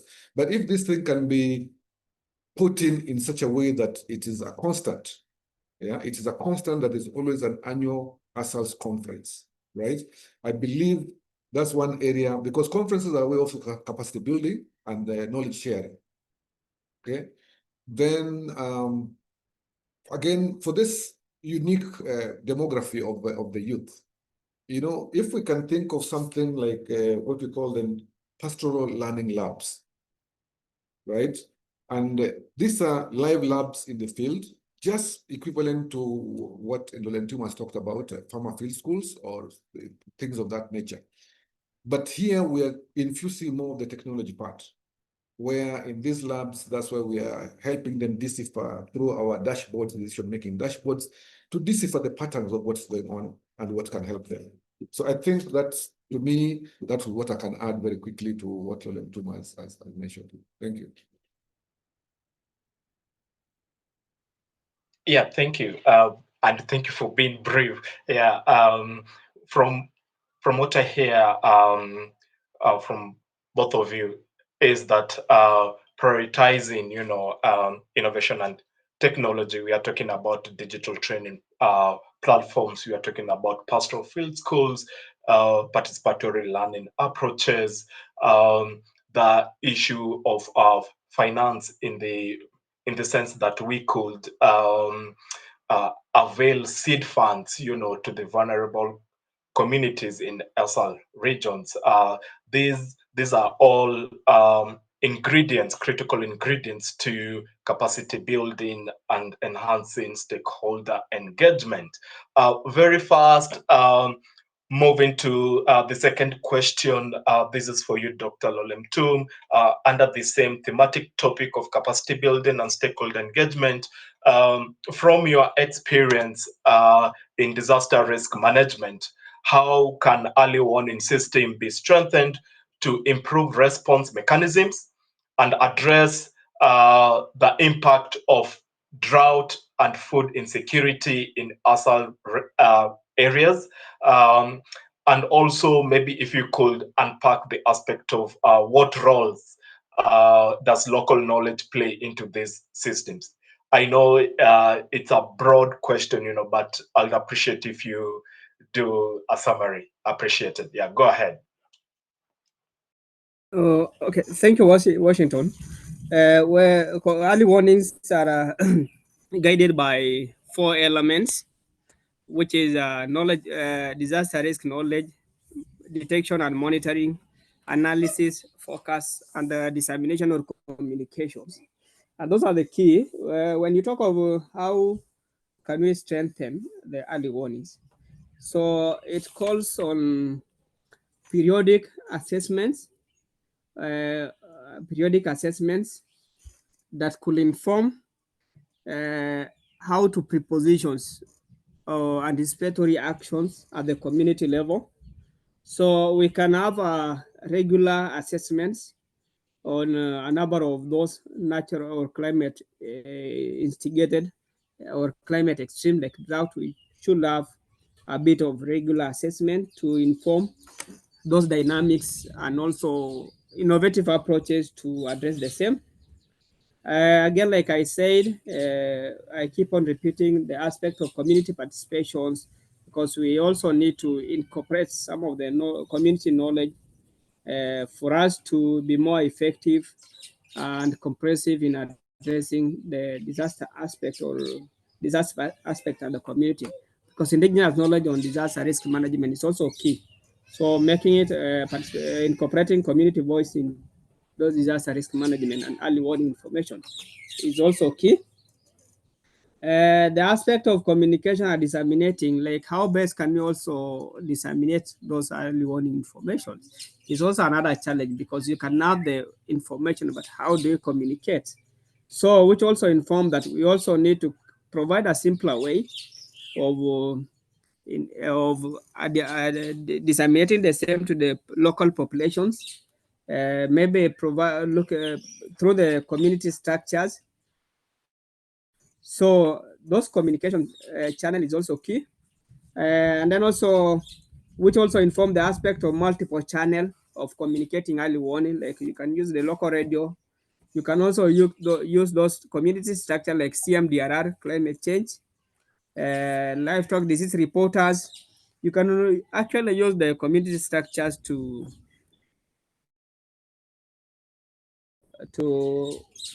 enable the local population get the same informations. And then there is also aspect of strengthening the response mechanism. We have talked of hunger safety nets, which is also key in terms of improving the community vulnerability, like having a uh, timely safety net provision to the affected population or those who are at risk, can also support in terms of early response, early actions in the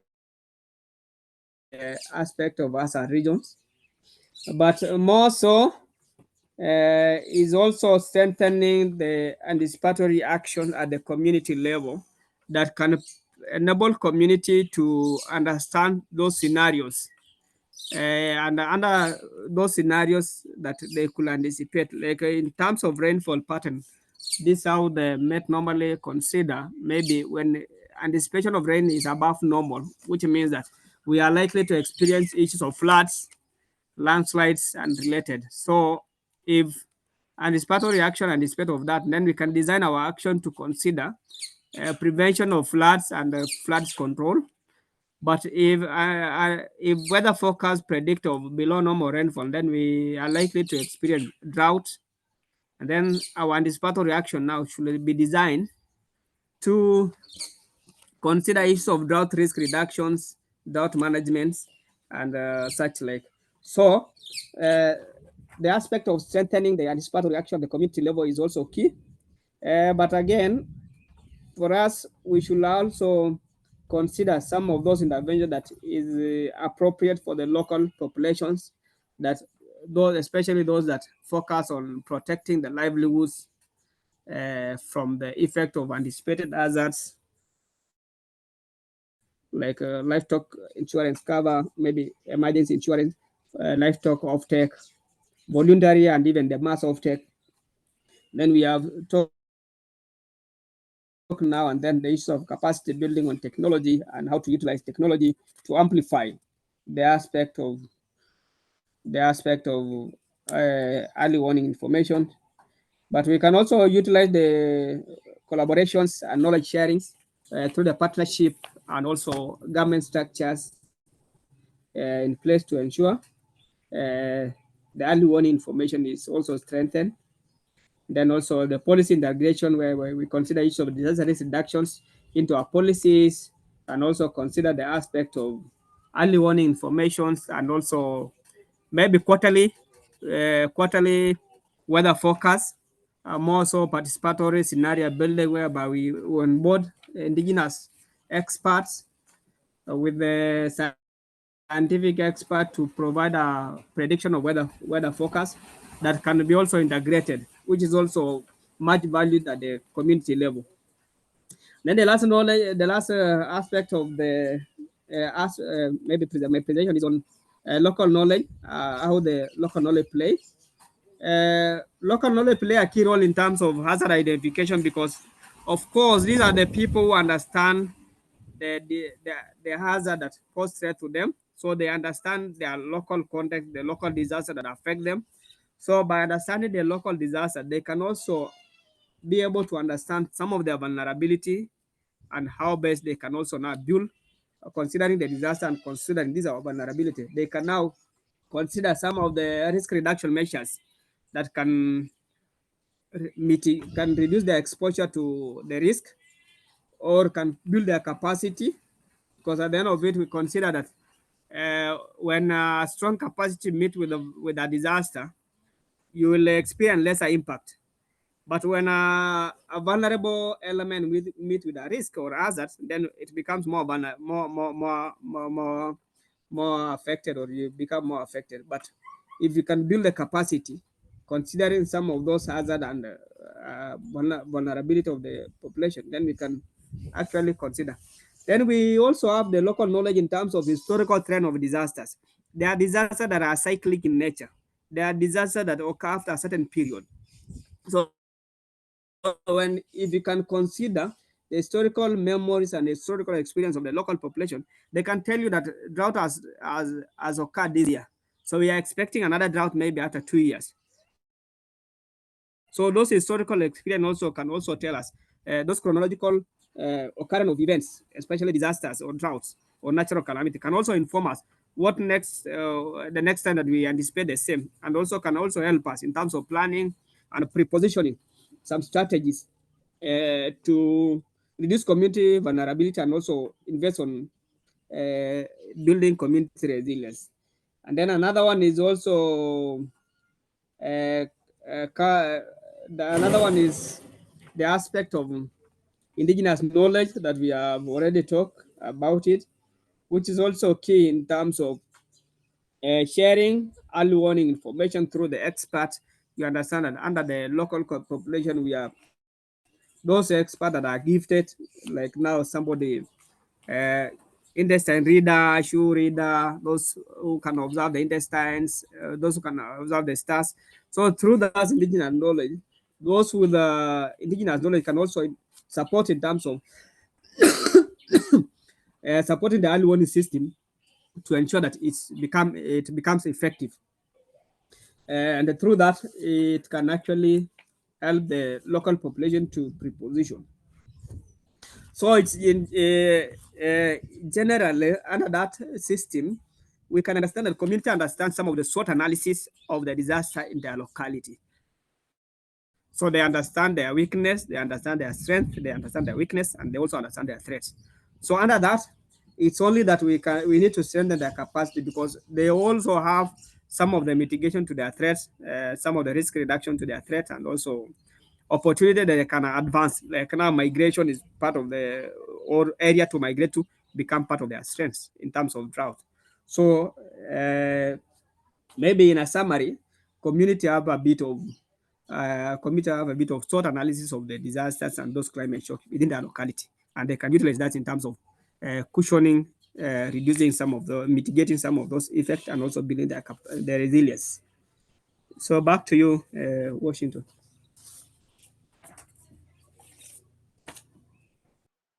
Yeah, thank you. Just synthesizing your inputs, it calls for truly strengthening early warning systems in ASAL regions, We must move from, you know, we must move from technology alone, and meaningfully integrate community knowledge, ensuring alerts are not only timely, but trusted and actionable. Um, so by leveraging diverse communication channels and anchoring systems in local realities uh, through inclusive participation, periodic assessments, and decentralized responses that reflect both cyclic and historical disaster patterns. It is very instrumental towards unlocking the full potential of communities to participate, adapt to, and ultimately transform their vulnerability to drought and food insecurity. The next question comes to both of you.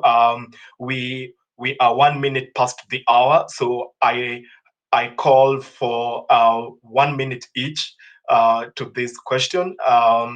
And you have addressed it before, but if you could just expand on it a little bit.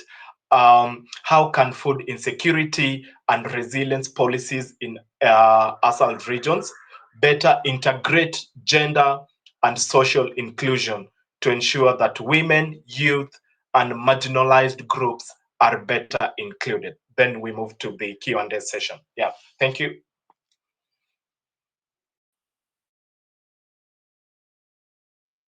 We could start with Dr. Lolentum. Yeah. Okay, fine.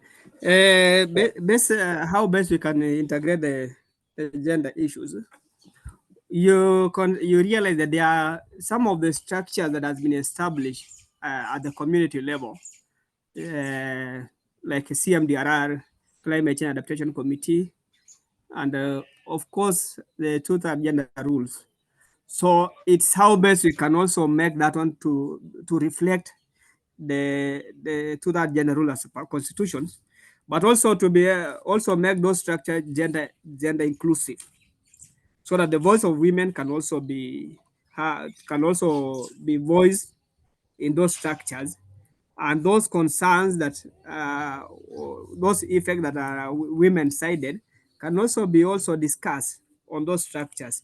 And in terms of proposing some of the priorities and the implementation framework, those women in the group or in the structures can also raise their voice for consideration of implement or framework or policy implementation framework that is gender sensitive, and also make it gender considerate. So some of those priority will be raised that is also gender sensitive, or gender can take the gender lenses, can also be addressed from those structures, because you realize that those are some of the structures that is also considered even at the public participations to also give submissions for budgeting process and consideration for priorities. So when we don't consider women in those structures, and then women voice will not be heard, will not be voiced. And let's also we incorporate women in those structures. But again, that's a region which is also patriarchal. In our engagement for public participation, I will prefer that we need to have a segregated public participations, so that we can have women contributing to the budget committee as women, so that they can also provide their own voice as a women. Because you realize in ASAL regions, when you subject women and men in one meeting to submit their priorities, men will just propose priorities that are male-sided. Like they can propose cattle dip for their livestock, pasture for their livestock. Maybe what is common for them is water, which is also, but again, they can also propose maybe water trough for their livestock. But if you can also take women aside, because again, there is this cultural aspect that has also been perpetuated, especially the patriarchal system. When a man have already talked, and then women rarely speak because they consider that what has been said by men is enough because of that patriarchal system. So I will prefer that. When engaging ASAL population, we should also segregate men and women in terms of providing contribution to policy framework, contribution to priorities at for implementations. Because now, when you segregate them, women will speak for themselves, and then men will speak for themselves. Then, from that aspect, we'll address a bit of gender aspect in our implementations.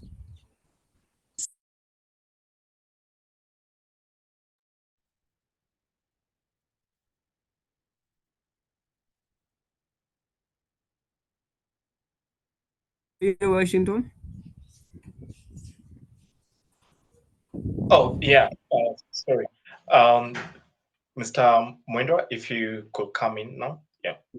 Okay, I think, yeah, thank you. Just in support of what William Tum has been saying, but men will more or less, and us talk about more of their livestock. So one of the things I would see how to bring in the gender aspect is the aspect of agropastoralism, where we can actually empower women in terms of climate smart agriculture.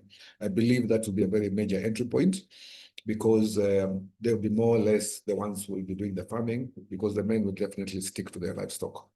Now, and then together with that, then there is empowerment and leadership. I think that is critical.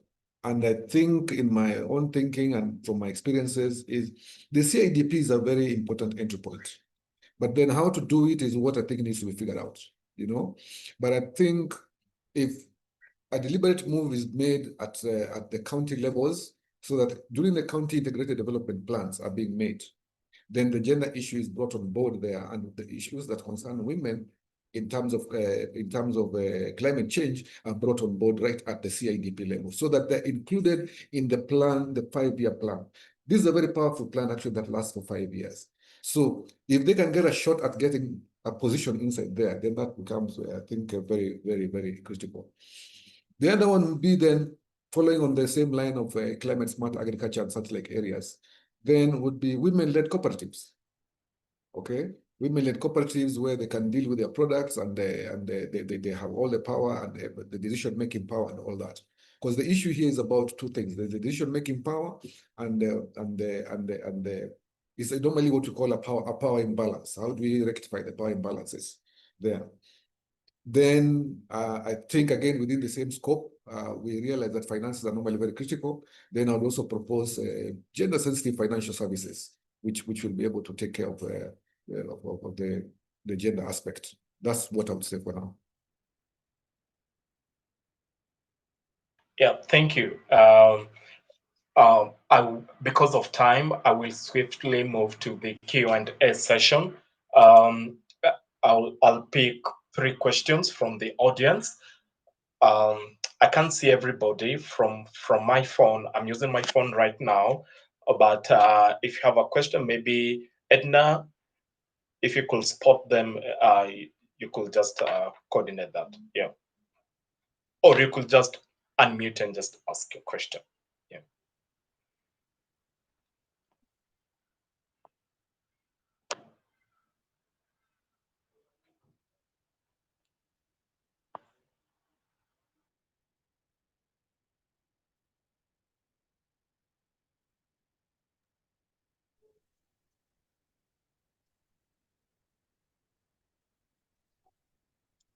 There are no hands as yet. Yeah, Leah, you could just go ahead and just ask your question. I'm sorry, I was just saying that there are no hands as yet. Okay. But maybe, maybe we can just conclude. Thank you. Okay, great. No questions means that, oh, okay, I will proceed to the closing remarks, and this will be given by Ms. Anne Wanjiru. Yeah, Anne, go ahead.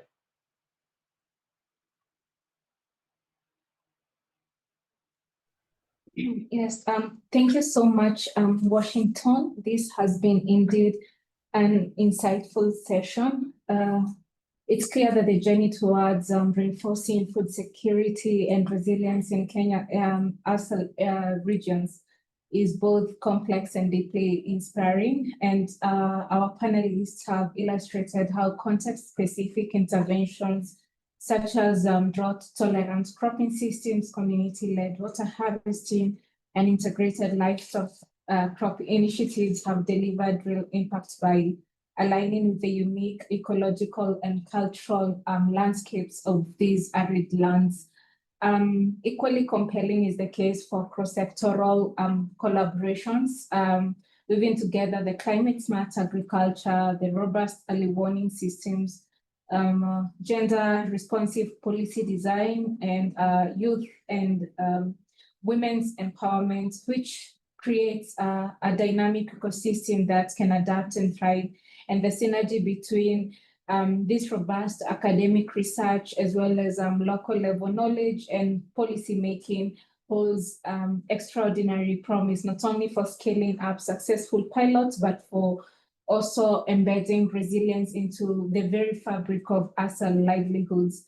Moving forward, our collective strategies should be grounded in strong monitoring and evaluation and continuous learning. And by institutionalizing these evidence-based feedback loops, we can adapt policy implementation in real time while ensuring that agriculture extension services, disaster preparation, and governance systems remain responsive to shifting climatic and social realities. And to strengthen capacity at every level, we must invest in inclusive experiential learning platforms that target youth, women, pastoralists, as well as community-based organizations, and also reinforcing early warning systems by integrating scientific data with indigenous knowledge, while also prioritizing social inclusion will help ensure that vulnerable voices are not only heard, but plays the central roles in shaping responses. And ultimately, resilience in these regions will hinge on our ability to work collectively. That is, researchers aligning with policymakers, practitioners, co-designing communities, and all actors committing to gender equity as well as social justice. And in doing so, we pave the way for a future where sustainability, dignity, and prosperity are not only aspirations, but also lived realities across Kenya's most challenging landscapes. On another note, I would just like to mention about our upcoming Pan-African Conference on Environment, Climate Change, and Health, which is under the theme of harnessing science, policy, and partnerships for environmental sustainability and climate health resilience, that will be held in October 21st to 24th at Emara Olefin Convention Center. And we are co-hosting this with the Ministry of Health, the Ministry of Environment, the Chance Network from South Africa, the National Environmental Management Authority, Cambry, and AMREF. And this conference will bring together transdisciplinary researchers, environmentalists, policymakers, donors, and private sector actors, as well as community-led organizations across Africa and globally. We have 9 tracks for this conference. I'll just mention them. That is evidence and interventions for infectious diseases, extreme heat risks and management, transdisciplinary approaches for climate resilience, environmental and health systems. We also have nature, ecosystems, and sustainable economies for health and well-being. We'll be looking into also equity, ethics, justice, and inclusive adaptation in the environment, climate, health nexus, governance, leadership, and cross-sector collaboration, climate finance, land use, urbanization, and healthy cities in a changing climate, as well as technological innovations and digital solutions for environment, climate change, and health. I just want to announce that we already opened the abstract submissions, and just to note that the deadline for submissions for abstracts is on that August 2025. So if you have any research or any case study that you want to present, either orally or via poster, you can just make your submission. And we're also excited to announce that the registration system will open on Monday, 21st July. Yeah, so thank you for that. I hand it over back to you, Washington. Thank you. Thank you, Anne, for those closing remarks. Indeed, climate actions, should culminate to realizing dignity and prosperity for our people. Distinguished guests and colleagues, on behalf of the Africa Research and Impact Network, we want to thank you for honoring our cordial invite to this webinar. Until next time, yeah, thank you. Thank you, Dr. Lolentum and Mr. Caleb. Thank you. Bye-bye. Okay, thank you. Thank you too. Thank you so much. Have a good evening. Okay, bye.